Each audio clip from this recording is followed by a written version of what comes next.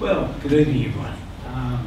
Been some great presentations so far. I'm going to take you on a slightly different journey now.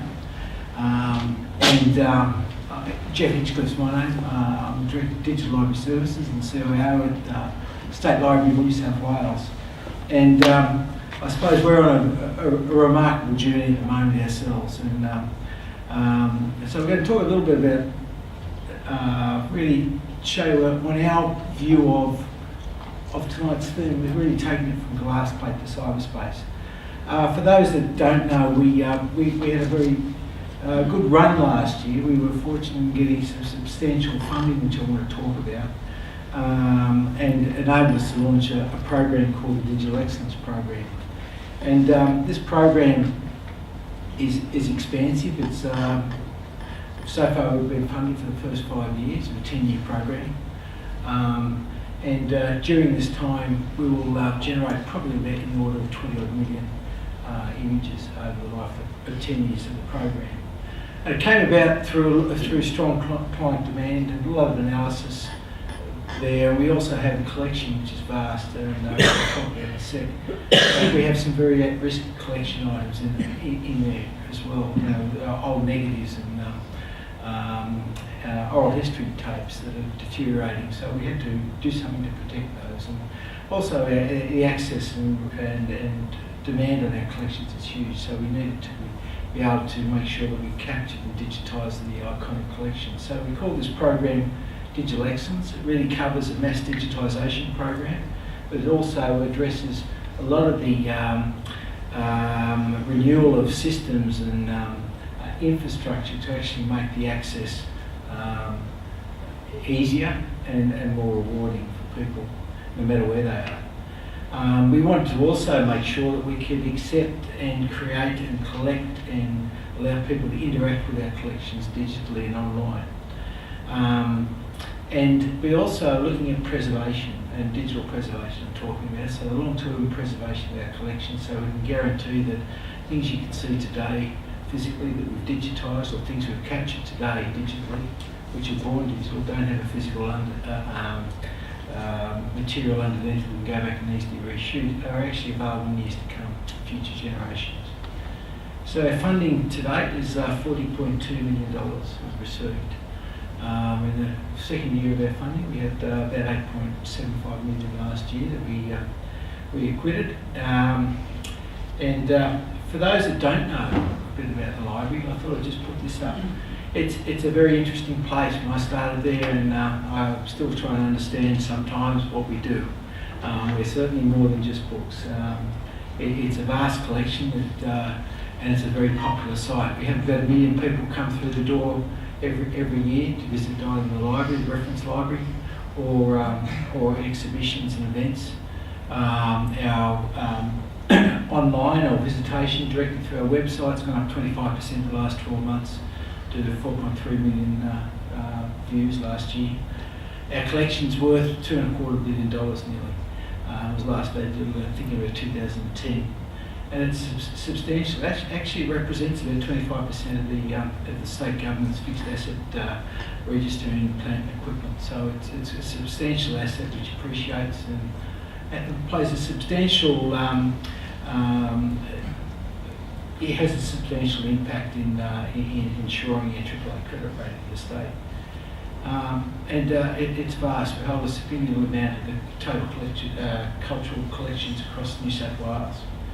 And we have a very much an ever-growing online presence.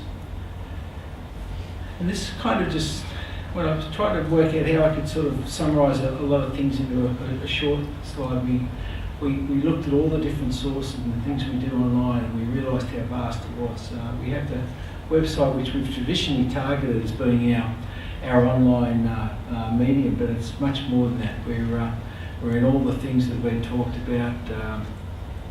Flickr. We have about, well, in fact, over the 5 or so years, we're approaching a 9 millionth view actually on Flickr.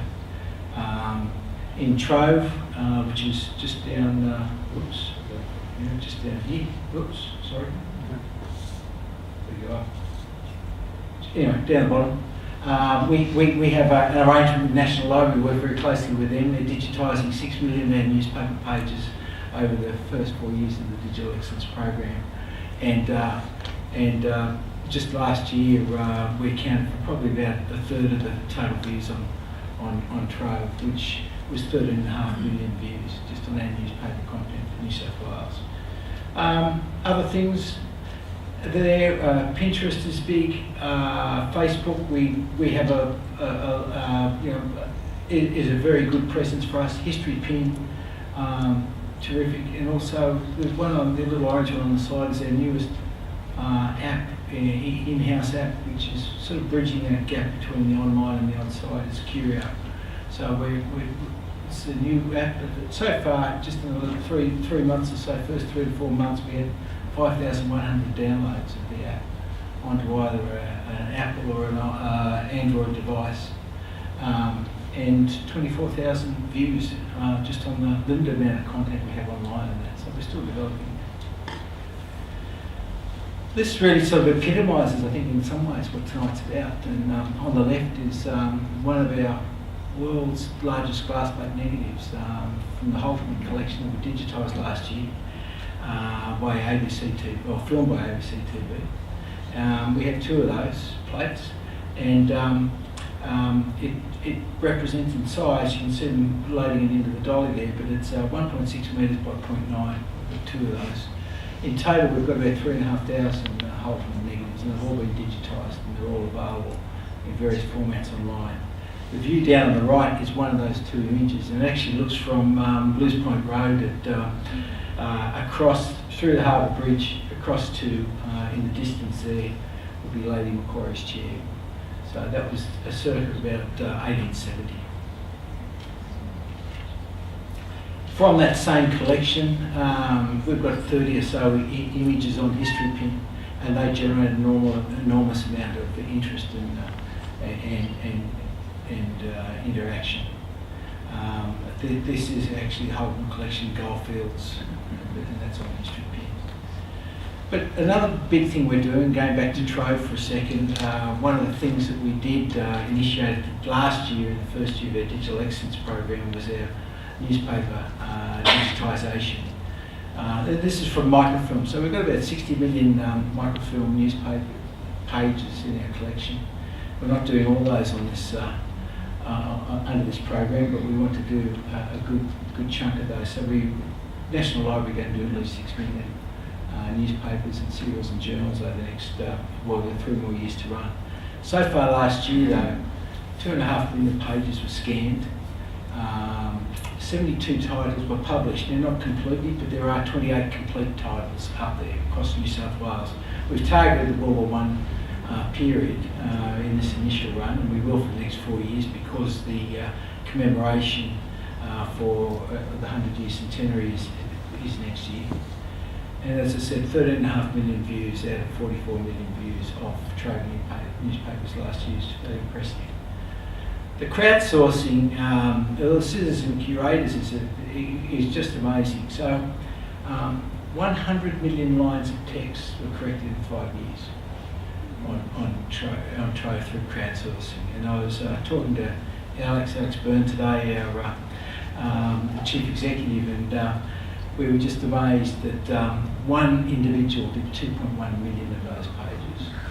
And he's done, on average, between 60 to 70,000 lines of correction every month. And there's 2 of them.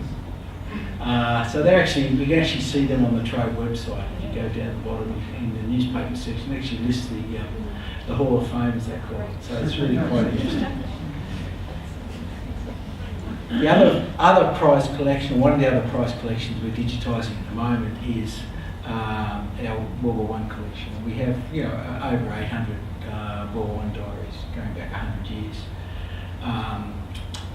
These are incredible to look at. It's always awe-inspiring when you see them. And they're being digitised at the moment under a contract we let earlier this year. They will be fully transcribed, and we will have them available online by middle of next year. Just down the bottom, you're right, you'll just see part of that process.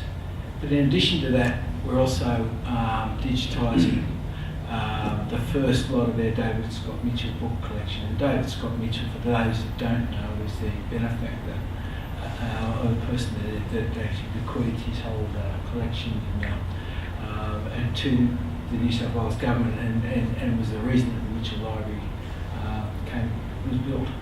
So it's roughly about, well, I've got 6,000 books in there, but it's more.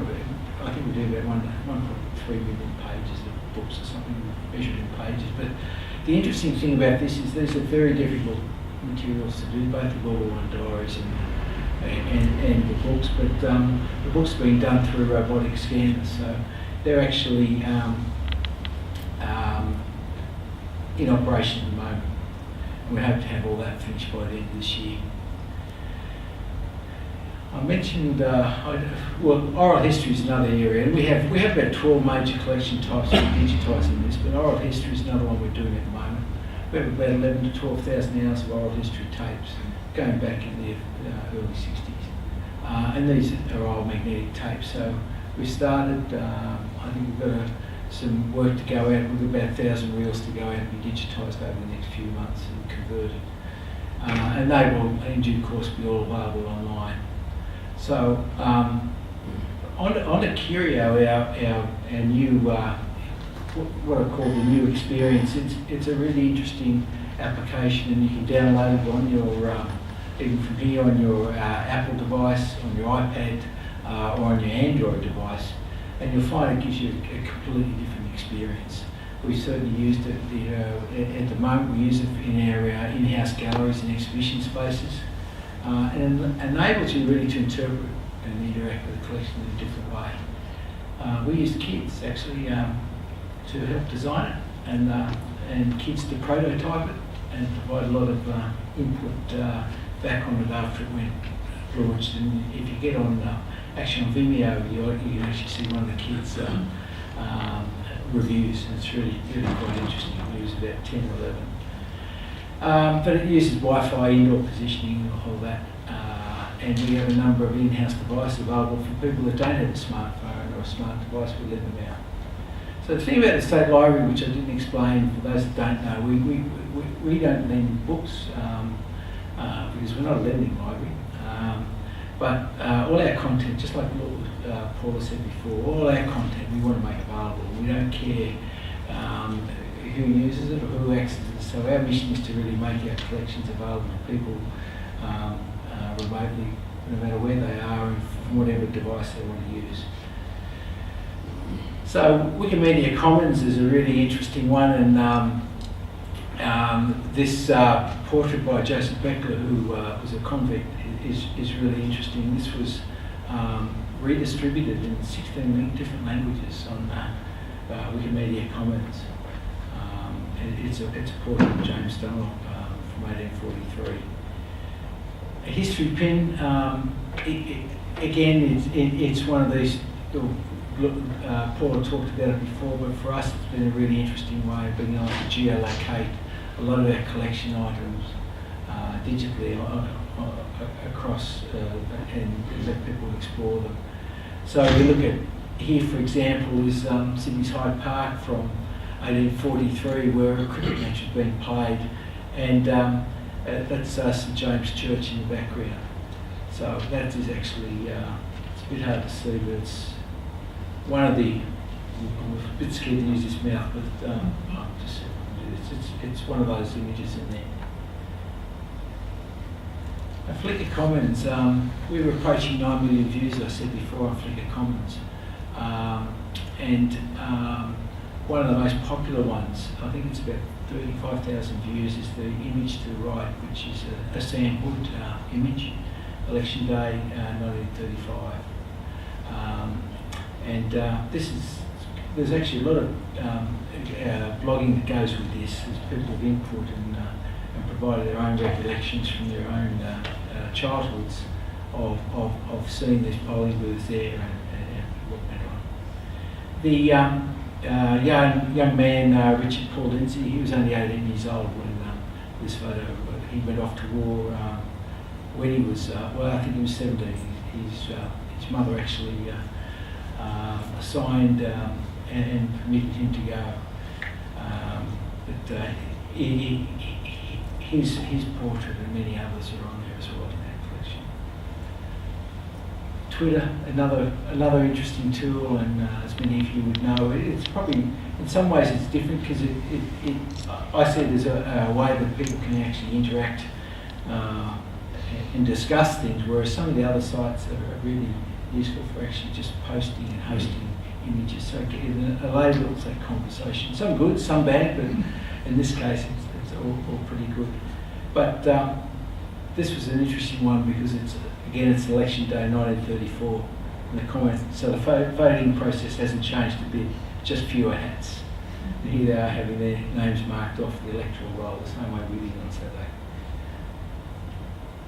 And finally, a similar one from Twitter, this from the Australian National Museum, Light Horsemen voting at Desert Outpost in 1917. And the bottom comment there actually says, one of those 7th Light Horsemen could be my uncle. So that's it. I just thought to give you a bit of a snapshot of how, I suppose, just in summary, where this program for us is very vast, and we've just touched on a little bit tonight to do with how our image is being exposed. There's a lot more we're doing. I suppose the overhauls of our website are really going to make it much easier to interact over the next 12 to 18 months. So thank you.